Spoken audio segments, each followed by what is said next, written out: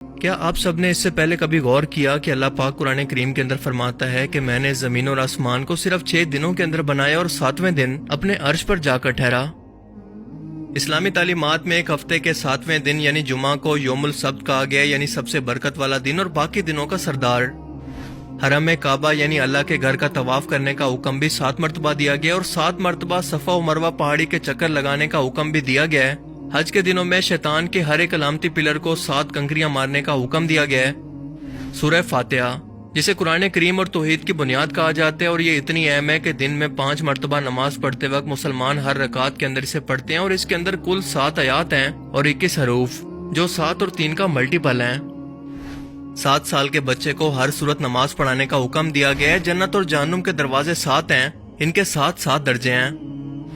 سورہ الطلاق آیت 12 کے اندر ارشاد ہوتا ہے کہ اللہ نے 7 آسمان اور انہی کے برابر 7 زمینیں بنائی جس کے اندر اس کا حکم اترتا ہے۔ اس کے علاوہ اللہ نے زمین پر اور 7 مضبوط آسمان یا پھر آسمان کی تہیں بھی بنا دی ہیں۔ حضرت یوسف علیہ السلام کے دور کے فرعون مصر کو خواب کے اندر 7 موٹی اور 7 دبلی پتلی لاغر گائیں دکھائی گئی تھی، اور قوم عاد پر اللہ نے 7 راتیں اور 8 دن تک عذاب کی آندھی کو چلائے رکھا۔ یہی نہیں بلکہ زمین پر بھی رینبو کے اندر 7 بیسک کلر ہیں جن سے باقی رنگ بنتے ہیں، اور اس کے ساتھ ساتھ میوزک کے بھی بیسک 7 سر ہوتے ہیں۔ زمین پر 7 بر اعظم ہیں اور 7 ہی سمندر کیوں موجود ہیں؟ آخر نمبر 7 کے اندر ایسی کیا خاص بات ہے کہ یہ قرآن کریم کے ہر ایک اہم واقعے کے اندر اور دنیا و کائنات کی بناوٹ کے اندر ہمیں ہر جگہ پر دیکھنے کو اور سننے کو ملتا ہے؟ یقیناً اس نمبر کے اندر کوئی نہ کوئی ایسا راز چھپا ہوا ہے جسے ہم لوگ ابھی تک نہیں جانتے۔ قرآن کریم میں نمبر 1 کے بعد نمبر 7 سب سے زیادہ بار رپیٹ ہوا ہے، اور یہ حقیقت ہے کہ ہماری کائنات کا نظام سب اٹامک لیول سے لے کر کائنات کی ترتیب تک سب ایک خاص قسم کی میتھمیٹیکل نمبرز کی ترتیب سے ڈیزائن کیا گیا ہے۔ میتھمیٹکس یا نمبرز اس کائنات کی ترتیب کی زبان ہے، اور ہماری یہ کائنات فیبناچی نمبرز یا گولڈن ریشو کی ترتیب پر بنی ہے، جسے لیونارڈو آف پیسا نے متعارف کروایا، اور یہ ترتیب کچھ ایسے ہے کہ مثال کے طور پر آپ ایک نمبر کا اسکوائر لیں، اب اس کے ساتھ اسی سائز کا ایک دوسرا اسکوائر جوڑ دیں، اب اس کے ساتھ ایک 2x2 کا اسکوائر جوڑ دیں، اب اس کے ساتھ ایک 3x3 کا، پھر 5x5 اور پھر 8x8 کا۔ اب اگر ہم بالکل اسی ترتیب کو اسی طرح سے بڑھاتے جائیں تو یہ خاص قسم کی اسپائرل شیپ کو بناتی ہے، جسے ہم کہتے ہیں گولڈن ریشو یا فیبناچی نمبرز۔ یہ وہ ترتیب ہے جو کہ اس وقت حاصل ہوتی ہے جب ہم ایک پچھلے نمبر کو اگلے 2 نمبرز کے اندر شامل کرتے جائیں، اور حیرت انگیز طور پر پودوں کے پتوں سے لے کر پھولوں، یعنی ہر ایک پودے، جانور اور خود انسان کے جسم کے اندر بھی بالکل یہی ترتیب موجود ہے۔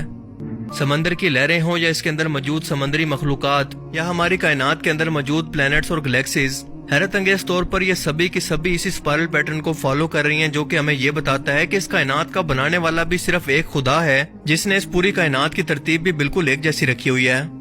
یہ ہمیں کائنات کے ایک خالق یا ایک ہی سوچ کا پتہ دیتی ہے۔ کچھ ہی سال پہلے اس فارمولہ کی مدد سے انسانوں نے کائنات کی اس حیرت انگیز ترتیب کی کھوج کی، اور انسانوں کو اللہ کی قدرت کی ایک اہم ترین جھلک نظر آئی کہ یہ کتنے پرفیکٹ انداز کے اندر سوچ سمجھ کر بنائی گئی ہے، جیسے کوئی انجینئر ایک بلڈنگ بنانے سے پہلے اس کا پورا سٹرکچر اور اس کے نقشے کو بناتا ہے تاکہ یہ ٹکی رہے۔ پر ہمیں آج تک یہ نہیں پتا کہ یہ کائنات کے اندر ترتیب موجود کیوں ہے، بس یہ پتا ہے کہ یہ موجود ہے۔ بالکل ایسے ہی جیسے ہم نمبر 7 کو اسلامی تعلیمات سے لے کر زمین و آسمان کی ہر ایک ترتیب کے اندر دیکھتے ہیں، مگر اب تک یہ نہیں جانتے کہ اس کے پیچھے خاص وجہ یا میتھمیٹیکل لاجک دراصل ہے کیا۔ آسان الفاظ میں اسلامک اسکالرز کے لیے اور سائنٹسٹ کے لیے نمبر 7 آج تک ایک مسٹری ہے، ایک پہیلی جس کا اب تک کسی کے پاس کوئی جواب نہیں۔ شاید اب تک ہم انسانوں کا دماغ اتنے ایڈوانس لیول پر نہیں جا سکا کہ اس کی گہرائی کے اندر اتر سکے، پر یقیناً مستقبل کے اندر ہم انسان اس کے متعلق کوئی نہ کوئی کھوج تو ضرور لگا لیں گے، کیونکہ اللہ تعالیٰ خود یہ چاہتا ہے کہ ہم اس کی کائنات پر غور و فکر کریں اور اس کی ترتیب پر غور کریں تاکہ اس کی ذات کو پہچان سکیں۔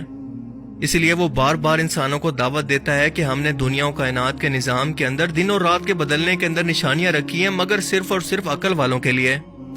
پھر فرماتا ہے کہ ایک نظر اٹھا کر اس کی کائنات کو دیکھو تو تمہیں اس کے اندر کوئی خامی نظر نہیں آئے گی، یہ بالکل پرفیکٹ ہے، بالکل اللہ کی ذات کی طرح۔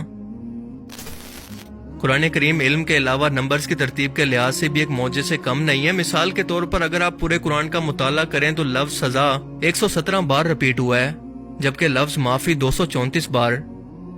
اسی طرح سے اللہ تعالیٰ قرآن کریم کے اندر حضرت محمد صلی اللہ علیہ وآلہ وسلم سے قرآن پاک کے اندر فرماتا ہے کہ کہو، یہ کہو کا لفظ 332 مرتبہ رپیٹ ہوا ہے، یعنی 332 ٹائمز، اور اس کے جواب میں لفظ انہوں نے کہا بھی 332 مرتبہ رپیٹ ہوا ہے۔